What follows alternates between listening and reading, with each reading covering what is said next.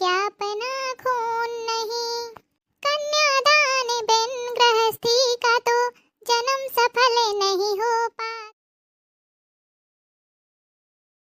अपने कमरे में भगा दिया, लेकिन मैं इस बात को छोड़ूंगी नहीं।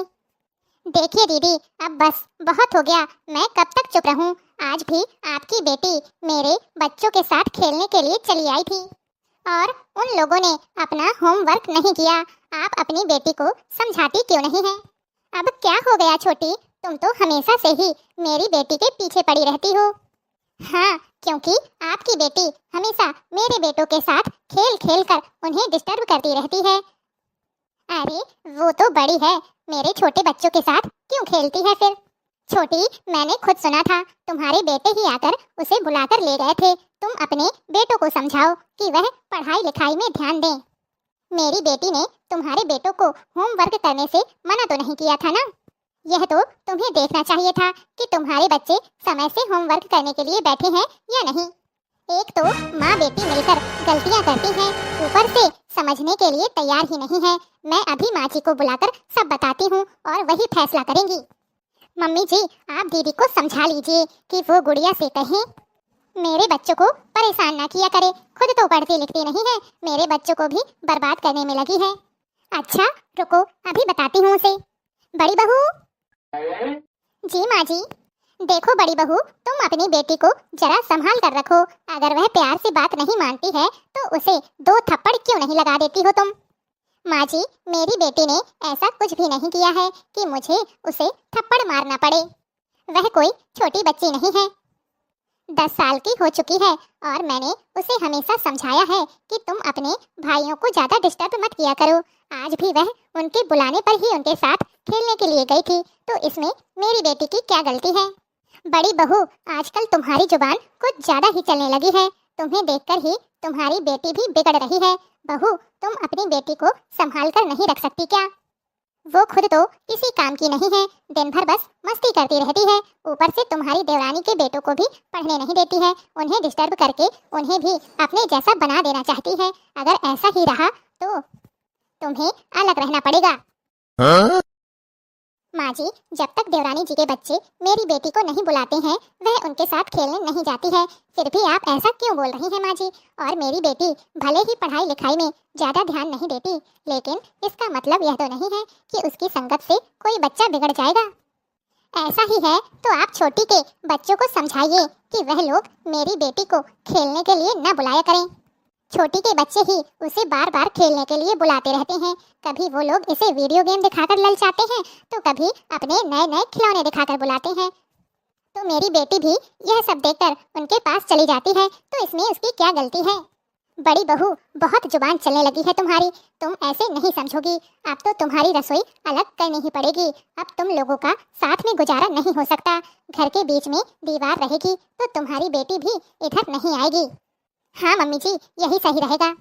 मैंने इस परिवार के लिए कितना कुछ किया, लेकिन एक छोटी सी बात पर सासू माँ मेरी गृहस्थी अलग करने की बात कर रही हैं। आप इन्हें आने दीजिए, शाम को इनसे ही बात कर लीजिएगा। माँ, मैंने आप लोगों की सारी बातें सुन ली हैं। रोज रोज की शिकायतों से तंग आ चुका हूँ।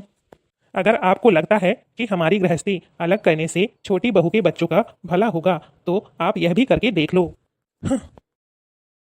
अच्छा हुआ माँ जी, आपने घर का बंटवारा कर दिया, वरना मेरे बेटे भी उनकी बेटी के संगत में बिगड़ रहे थे।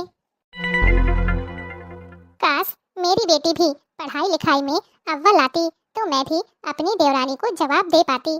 मेरी लाख कोशिश के बाद भी गुड़िया पढ़ाई लिखाई में कुछ खास नहीं कर पा रही है, लेकिन मैं उस पर कभी दबाव डालना नहीं चाहती, क्योंकि वह किसी तरह बस कक्षा में पास हो जाती है। देवरानी के बच्चे जब कक्षा में अव्वल आते हैं, तो वह पूरे मोहल्ले में मिठाई बांटकर मुझे जलाने की कोशिश करती हैं। लेकिन इन सब बातों का असर मैं कभी अपनी बेटी पर नहीं पड़ने दूंगी, क्योंकि इंसान अपनी रुचि के बल पर ही आगे बढ़ सकता है। गुड़िया को ड्राइंग करने का बहुत शौक है, इसीलिए अब मैं उसे ड्राइंग क्लास में एडमिशन दिला दूंगी। भले ही मेरी बेटी पढ़ाई लिखाई में कुछ खास नहीं है, लेकिन वह अपने हुनर के दम पर आगे बढ़ सकती है।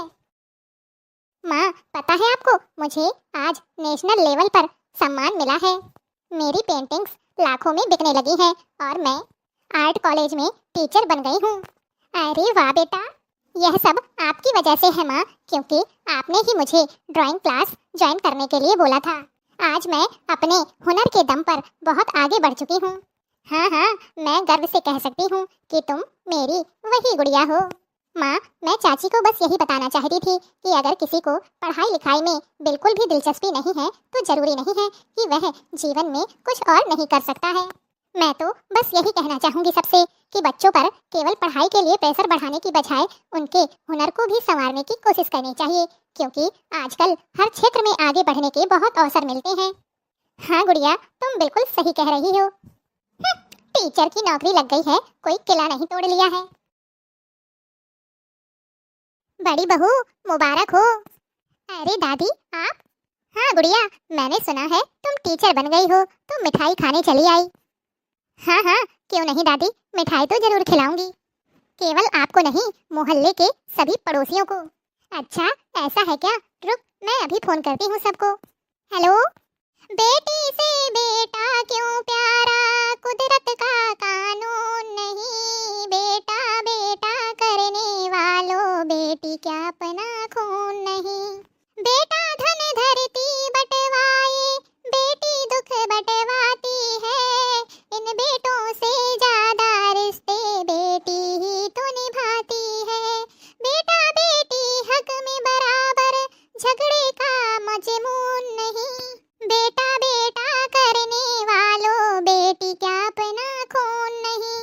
बेटी से बेटा क्यों प्यारा, कुदरत का कानून नहीं। बेटा बेटा करने वालों, बेटी क्या अपना खून नहीं। कन्यादान बिन गृहस्थी का तो जन्म सफल नहीं हो पाता। बहन बिना तो भाई राखी कह दो किससे बंधवाता। भेदभाव की इस भट्टी में रिश्ते देना भूल नहीं। बेटा बेटा करने वालों, बेटी क्या अपना खून नहीं। बेटी से बेटा क्यों प्यारा, कुदरत का कानून नहीं। बेटा बेटा करने वालों, बेटी क्या अपना खून नहीं। बेटा बेटा करने वालों, बेटी क्या अपना खून नहीं। बिटिया, आज तुम्हारे इस गाने को सुनकर तो मुझे रोना आ गया। सच में तुमने साबित कर दिया कि बेटा और बेटी एक समान होते हैं।